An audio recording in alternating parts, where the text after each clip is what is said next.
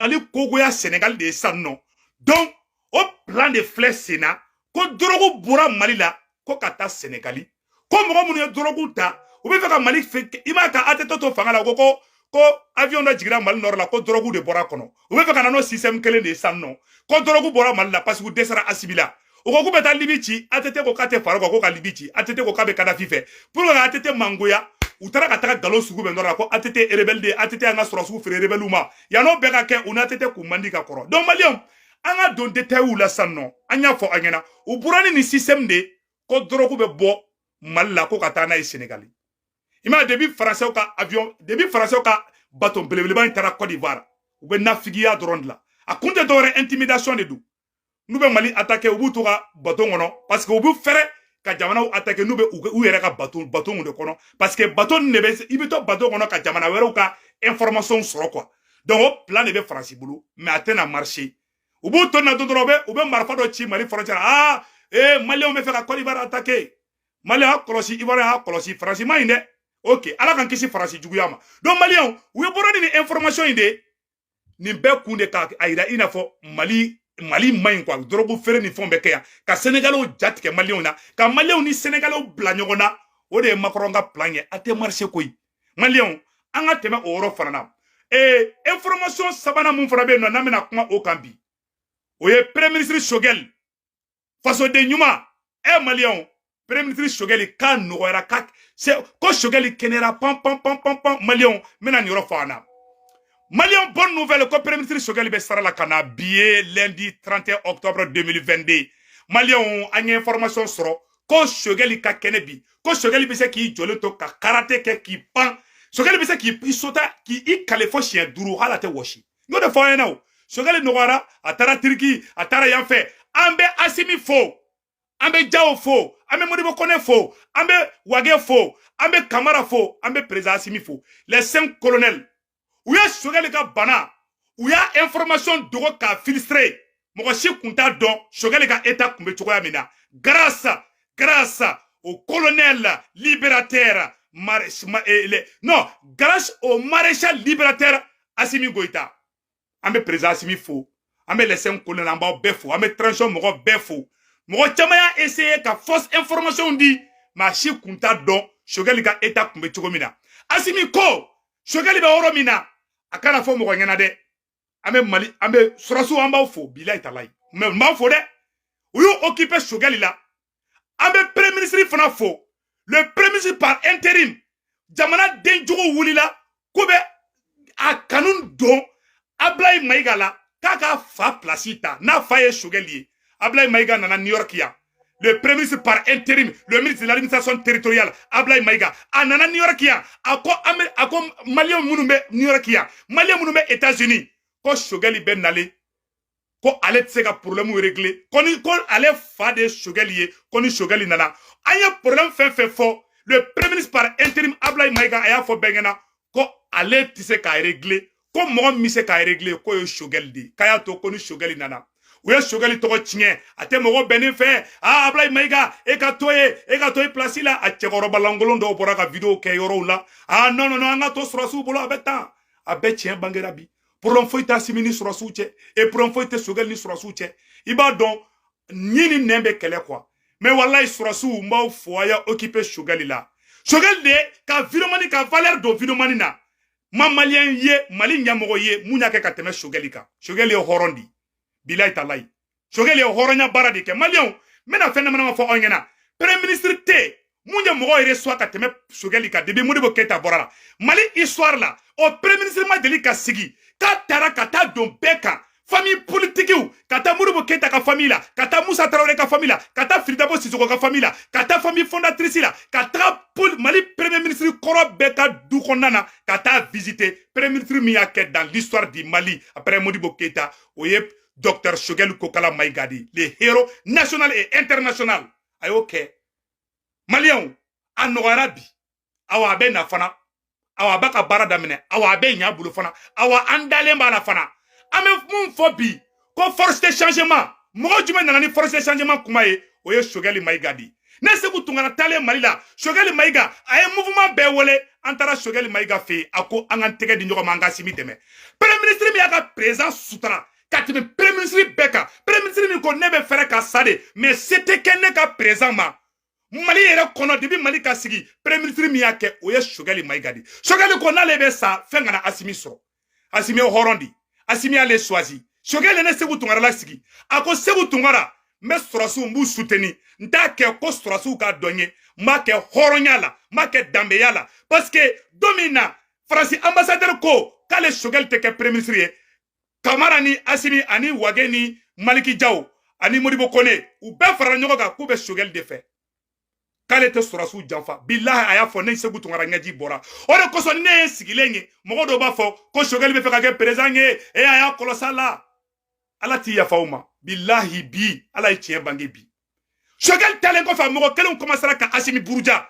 a mɔgɔ kelenw commencera ka Mali buruja u ma yɛlɛma dɛ mais pourtant Choguel ye kalo 3 ou kalo 2 de kɛ a tɛ premier ministre ya la o bɛɛ u ma kɛ Mali fɛ o bɛɛ u ma kɛ Assimi fɛ c'est pour vous dire que Assimi ko tɛ Mali ko tɛ Choguel ko tɛ u bɛ Faransi ka baara de la diviser pour mieux régner Choguel do premier ministre ye premier ministre min n'a ye a ɲɛsin maliyɛnw bɛɛ ma ka miseli ta ka bɛɛ kala o ye Choguel Maïga de premier ministre min nana Nations Unies na ka coup de poing di Faransi ma premier ministre min nana Amérique ka Faransi bɔ ka biya da kan k'a sɔrɔ a ma gabakuru fili k'a sɔrɔ a ma dɔgɔyama kɛ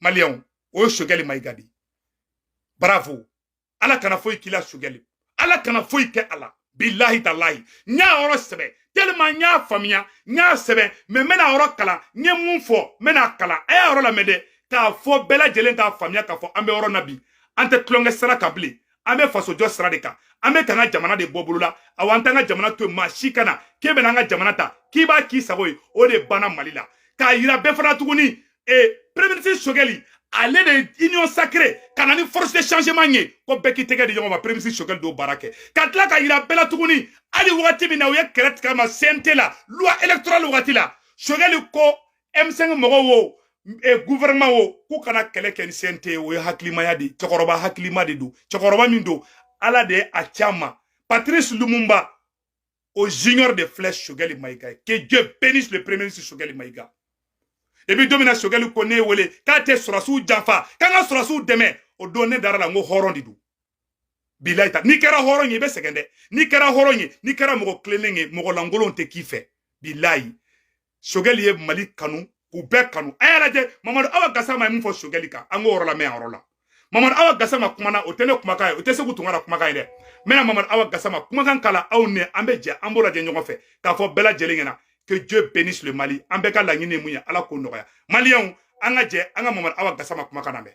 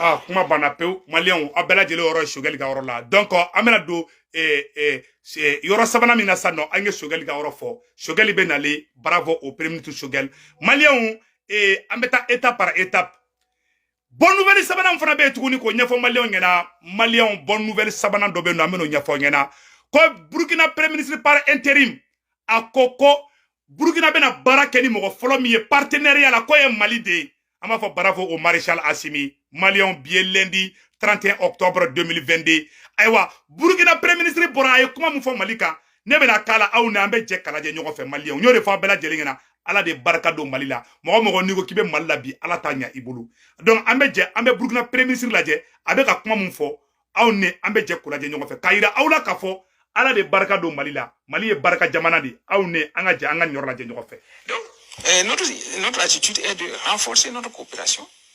D'abord sécuritaire, avec tous les pays qui nous environnent, voilà, notamment avec le Mali. Vous savez que nous partageons 1200 à 1300 km de frontières avec le Mali. Donc c'est pratiquement notre premier partenaire en matière sécuritaire. De même avec... Donc, Balima Obela Djeliaye, Burkina Premier Ministre ko olubina partenaire flop mungini ula. Aye kuma ina mede. Burkina ko bena partenaire flop mingini dien dukolo inka. Yanu kase irisuma kubeta Assimi de Yoro. Oba ira ka fo Malien président Assimi fait la fierté nationale et internationale. Burkina Premier Ministre reflète en fode. Ko be partenaire flop mingini ka baraka di mo flop mingi ko ye Mali di. Oba ira ka fo Malien anga tege di nyoko ma anga na so anga jamana kabi. Malien anga njija, Malien ambe strami anga do faraka, Malien anga bla en kuna. Dieu bébé fait que Malien bi. Grâce à cette transition, la transition malienne est une transition civilo-militaire. Kafo sorasu ngena barata bulukai. Kafo civilu frangena barata bulukai. Ambe Assimi fo, ambe les 5 colonels fo, ambe premier ministre Shogel fo, ambe premier ministre Ablaye Maïga fo, Ablaye Maïga minko, ale ba fa bonya. Halu façon den djugo ya se kobe do Ablaye Maïga la contre Shogel la allez fa de Shogel. Que Dieu bénisse vous les militaires. Vraiment, je vous remercie. Malion, angata konambeta ambese, mesige aoronika. Burkina premier ministre ko, kono be barakeni mo folo mingi, ko ye Malidi, ko le partenaire folo mingi uyerla. Malion ni kuma nyene segu tungara nyaji body. Ne ni kuma metro ne kashiradi, bila ala anyaji debo. Burkina ko dalime mo folo mina, kateme jie mo beka. Ube foni mo folo minga barake, ko ye Assimi de. Malion, ni kuma bade de, ni ko bade de. Anga je ango ora la menyo fait yana ngata étape doina. Donc notre attitude est de renforcer notre coopération. D'abord sécuritaire, avec tous les pays qui nous environnent, voilà, notamment avec le Mali. Vous savez que nous partageons 1200 à 1300 km de frontières avec le Mali. Donc c'est pratiquement notre premier partenaire en matière sécuritaire. De même avec le Mali, notre premier partenaire en matière sécuritaire, c'est le Mali. Que Dieu bénisse le Burkina Faso. Mali, de Burkina Bekara Kelenge ha, awa Mali la fiara. C'est ça. Ni une bonne nouvelle de. Ni maïda. Mali, Burkina Faso, la Guinée. Ni jamana saba inde bolo be nyogo bolo bi Malion. Mali ni Burkina Faso ani la Guinée. Ni jamana saba ni fla be fala ou be bala awa be bolo be nyogo bolo de. Burkina président, Burkina premier ministre bora ka fo, premier ministre kula mi sigira Burkina. Ko be barakeni mogo minye bi ko ye Mali de ko Mali de olu ka pere ama irisu to ko fo de akoko Mali di o ba ira ko Mali jamana badi Malien anga mbulu ka nga jamana bayina ala e fendo dama hali bi anga Mali mina nan teke fly anga continent anga litina wallahi ala be Mali nyuma boni ni problème bela jelina ko nambeta ambese mena video to kala ambe jambe ambe yoro to la jenyo fe ka nyafo onyena anya information do sorobi ka fo ko police ka militarisation ko police bla u ka sorosu ka barake o bara u be sena Malien meno woro fana bo ko ira aula Malien be nisonjale be bi ka ira bi ko Mali sorosu Mali police olu fana be ka ke militaire de bi Malien Mali police de kele no militaire bi awni ne anga jango la jenyo fe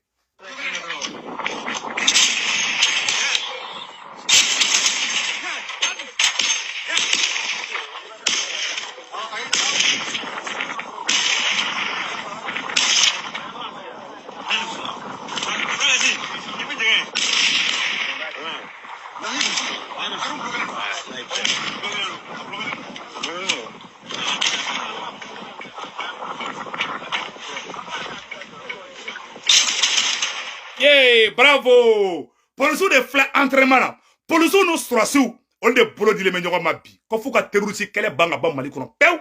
Awa polisiw ye entraînement daminɛ dɛ Maliens. Ala sago aw sago. Polisiw bilama. A polisiw dɔw yɛrɛ kɔgɔlen bɛ bi b'a ko Vandam. Donc ka ɲɛfɔ ɲɛna entraînement daminɛna. Mali kura bɛ jɔ koyi. N'i y'a ye Burkina bɛ jamana ko Mali tɛ jamana den ye dɛ Maliens. Burkina ko k'ale bɛ dalen bɛ mɔgɔ fɔlɔ min na diɲɛ dugukolo kan ko ye Mali de. Nin ye honneur de anw ma bi. Bi jamana wɛrɛw de bɛ fɛ u n'an ka jɛ bi. Jamana wɛrɛw de bɛ k'an commentaire kɛ bi. Burkina premier ministre contre de bɔra bi. Ko non k'olu dalen bɛ Mali de la. Assimi b'a yira k'i ka baara taabolo ka ɲi. A ye taa dɔrɔn.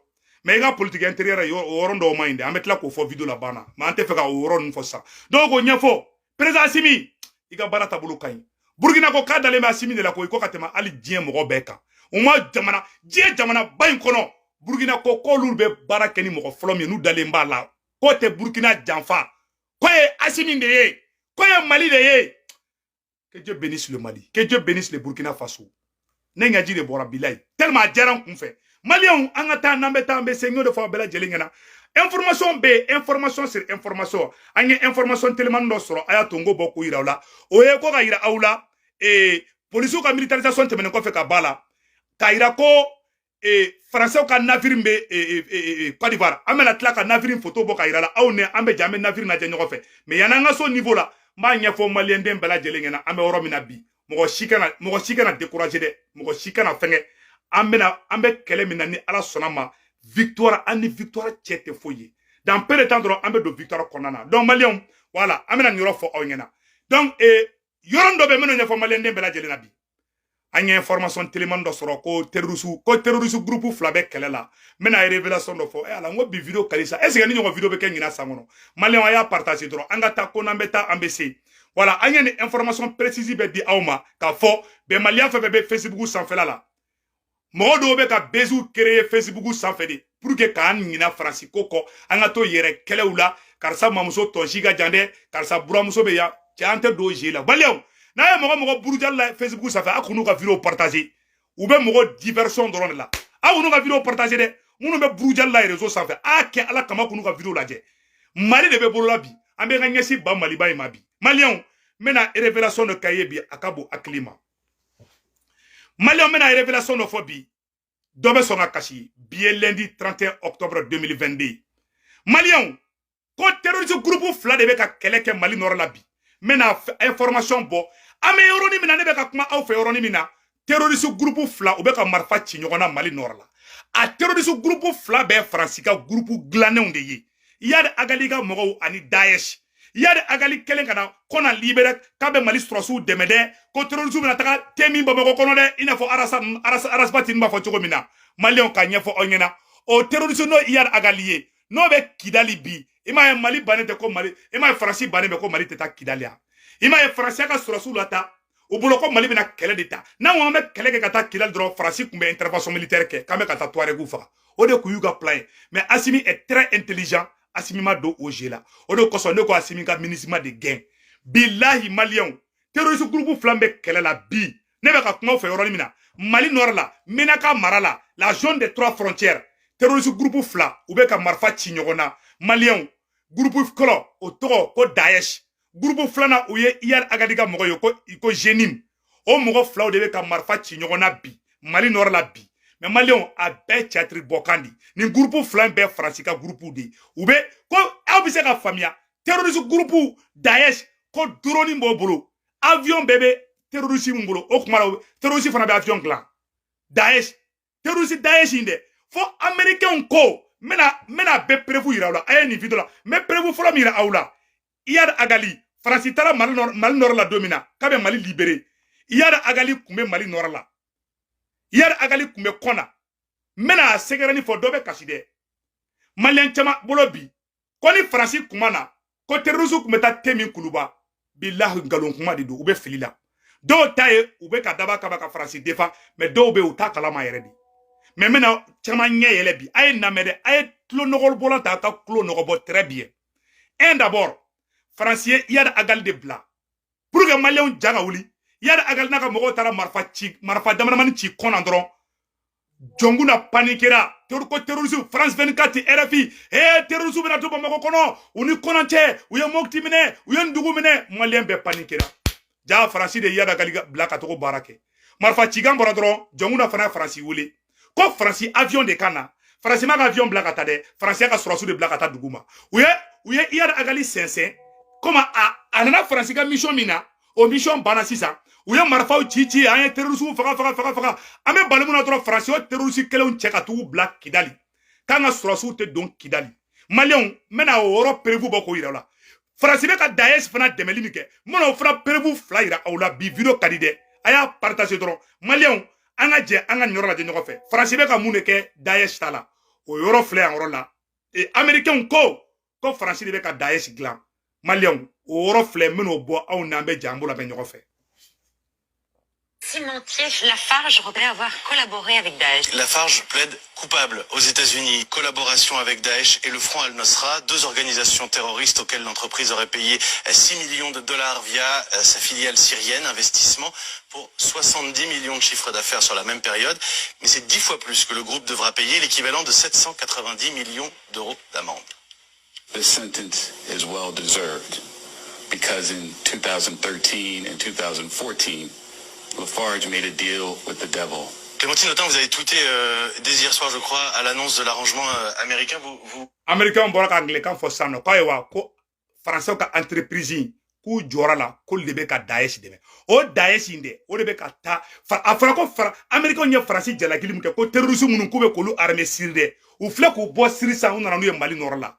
O terroriste kele on de fle ka ta fagali ke. En même temps, il y a agali mu fana boli. Yaro ni prévu ye ko be ka wardi Daesh ma. Bon si ça uni yar agali farata la ango woro farnaje. Permet d'entrer et de sortir de la ville. Français intervention militaire mi ke Mali nord la. Uye yar agali la boli chugo mina a segera fleni. Terroriste yar agali katana Kidali anga woro laje. Mais ce qui n'a pas été immortalisé est le fait que sur cette même route, un convoi de véhicules transportant des centaines de combattants islamiques et leur chef, Iyad Agali, a réussi à s'échapper sous le nez des Français.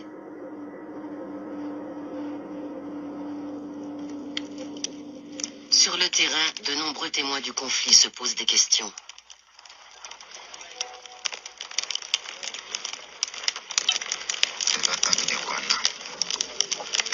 On a considéré que... Abela jele ni goro isando. Donc Franci nana dro ka marfa ci dro ki denga Iyad Agali ta dro ka tado Kidal ka Kidal ta ka di sema mogoma ka Mali surasu balikute don Kidal hali bi Kidal bol de bulu ima wala kante do Kidal parce que terrorisme bebe Kidal di me ka tien de fawnyana a bebe Kidal di oro koso asimi ka fere ka nga Kidal ni soro Malien o oro temeno ko fe ka bala sisa ko o mouvement flaw ko de keleme ka ta marfa ci nyona ander bugar nyoro fanfala la Fahad Agia sebe a la mena oro kala Malien ambe jamba oro la be nyokofe anga nga message fana daka ame tla ko da o ka nyokofe ka nyafo bela jelinga na ka fo ambe oro mina ko bi ube ka manana kan chama fo chama te tienda aya kolosi de me ambe mu ngeni kala manambo nyafo bela jelingo la me nyokofe terroriste Daesh uka fen flan oro la ayoro sebe flan ko affrontement en cours dans la zone de Djebok Ahina entre les groupes signataires Gassia et l'EGS. Oye ou bien que Gamuga Mogo fana fait. En même temps aussi, après-midi, les affrontements entre Jessim et Daesh à Andera Boukan. Nous sommes Mali Nord Fanfelaï. Si ça, ou terroriste groupe Flau, ou bien que Marfa Chignona Sanno, Andera Boukan, nous sommes la zone des 3 frontières. Parce qu'il y a des terroristes ou fasoui. Mali armée de côté de là, mais côté de non, village Fitiri Mounoube non. Oro mun nani surasu te oro la, ou bien que taka nyon kele au espace ou de no fait ça. Donc au kele ou de besina, ka nyafo bela jelengena. Beki kolosi ou be force information chaman bla tienta chamana donc ame munya fo Mali armée baka barala anga armée malienne deme anga douou kanga surasuye ou be baramina ala ka bara nyaw bulu ambe conseil mundi transition nyamoko farama ka nyafo président asimingena ka ta fo nyafe fo duguma ka fo président asimingena ka nyafo transition moko bela jelengena ambe oro mina bi fara nyongane bi se ka Mali bobulu la bi na mambolo di nyogoma billahi Mali te bobulu anga kolosi tuguni mbe kuma kele fana fo surasu nyena. C'est le conseil à prendre, c'est très très urgent et très très important. Donc, ni information, ni conseil tellement kanyesi anga président Assimima bi lundi 31 octobre 2022. Aka jidani force de changement mogo ka tuka nyogoni. Nous nous pour les 14 janvier ka tila ka taa premier ministre dɔ in kunbɛn o bɛra an m'a ye ko président Assimi qui est force de changement reçoit a ka d'an ye k'u reçoit a bɛ se ka kɛ hakili don an ma jigin la mais an bɛ hakili jigin président Assimi i jija minnu bɛ k'i dɛmɛ n'o ye force de changement ye kana mɔgɔ bɔ mɔgɔ la u bɛɛ fara ɲɔgɔn kan u bɛɛ ka t'i voir i k'u fo u ye bɔli min kɛ le 14 Assimi e kun kan k'u wele k'u bɛɛ fo ɲɔgɔn fɛ parce que u bɛɛ de farala ɲɔgɔn kan ka baara kɛ o tɛ problème ye ciw ka ca i bolo u bɔra ka taa Mali kunna wolo n'i y'a ye bi Faransi bɛ siran Mali ɲɛ parce que ni jama mun bɛ bɔ Faransi bɛ siran Mali ɲɛ pas parce que ko irisiw bɛ k'i dɛmɛ dɛ c'est parce que jama mun bɛ i kɔ tubabu bɛ siran président ɲɛ président min ka jamana kɔnɔdenw b'a fɛ mɔgɔ jumɛn bɛ ka jamana kɔnɔdenw e kanu don jamana kɔnɔdenw na o ye force de changement de